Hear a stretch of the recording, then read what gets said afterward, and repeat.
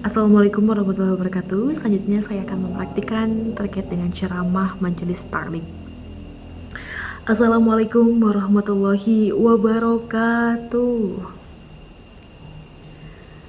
Bagaimana ibu-ibu semua kabarnya? Baik, alhamdulillah. Bismillah, alhamdulillah, alhamdulillahirabbil alamin. Wa bihi nasta'in ala umuri dunya waddin wa ala alihi wa sahbihi ajmain, amma ba'du. Puji syukur seraya kita panjatkan kehadirat Allah Subhanahu wa Ta'ala, yang mana atas rahmat dan karunia-Nya kita semua dapat berkumpul di tempat yang insya Allah Allah berkahi. Amin.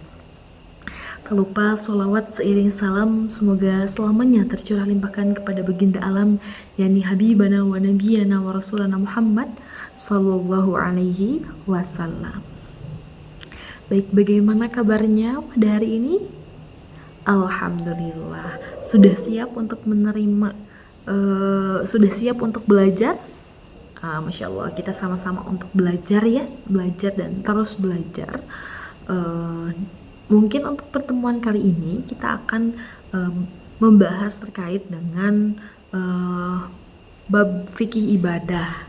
Nah, ibu-ibu semua, kita mengambil referensi dari kitab Riyadul Badi'ah, jadi melanjutkan apa yang telah kita pelajari sebelumnya. Mungkin untuk pertemuan kali ini terkait dengan babu syurut sholat atau bab syarat sahnya sholat. Nah, syarat syah sholat itu harus terpenuhi ketika sebelum, sesudah, atau sedang dilaksanakan. Kira-kiranya syarat sah nih. Nah, syarat sah sholat itu harus terpenuhi itu sebelum dilaksanakannya sholat, harus sudah terpenuhi terlebih dahulu agar si sholatnya itu sah gitu. Nah, di dalam kitab Riyadul Badi'ah syarat sah sholat itu ada 4. Nah, mau tahu apa aja? Mari kita bahas satu-satu. Yang pertama terkait dengan syarat sah sholat itu al-awwal at-taharah anil hadasain wa anil najasah. Nah, yang pertama itu bersuci atau suci badan dari dua hadas, baik itu hadas besar ataupun hadas kecil, dan juga dari najis, baik badan, pakaian ataupun tempat sholat. Maka dipastikan harus melihat nih sekeliling tubuh kita atau badan kita. Oh, ini baju saya tadi sepertinya dipakai untuk bekerja, atau misalkan tadi dipakai untuk mengepel di luar, takutnya ada hal-hal yang najis gitu ya nempel, maka harus diganti dengan yang suci atau bersih gitu.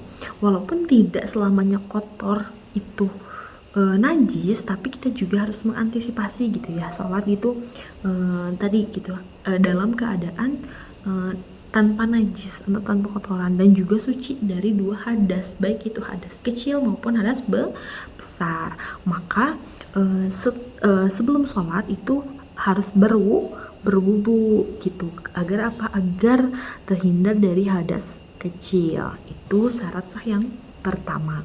Nah, untuk syarat yang kedua adalah wasani satrul aurah.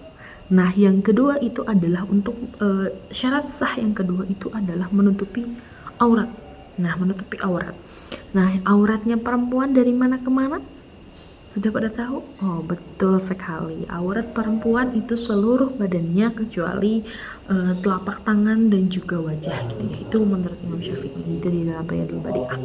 Kalau auratnya laki-laki dari apa? Dari udel ya, dari pusar sampai lutut. Nah, itu auratnya laki-laki ketika sholat. Maka kita tuh wajib menutupi aurat ketika sholat itu dari depan, dari belakang, dari samping, dari atas, itu wajib ditutupi di dalam sholat. Jadi sebelum sholat itu sudah dipastikan. Maka ada teknologi yang namanya mukena gitu ya ibu-ibu ya.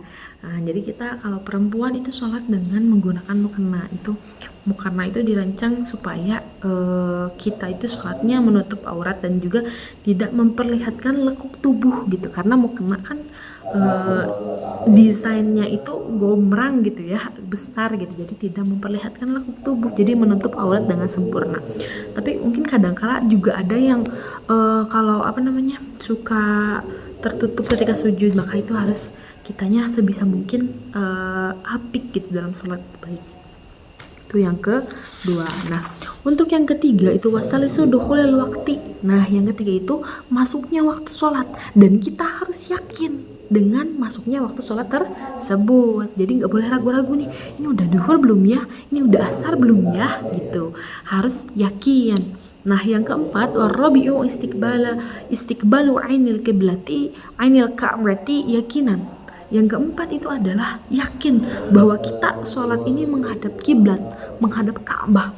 Itu harus yakin. Nah, jadi selama ini sebelum kita sholat itu harus kita pastikan 4 hal tersebut itu sudah masuk waktunya sholat belum, sudah menutup aurat belum, sudah suci dari hadas belum, atau sudah menghadap kiblat atau belum.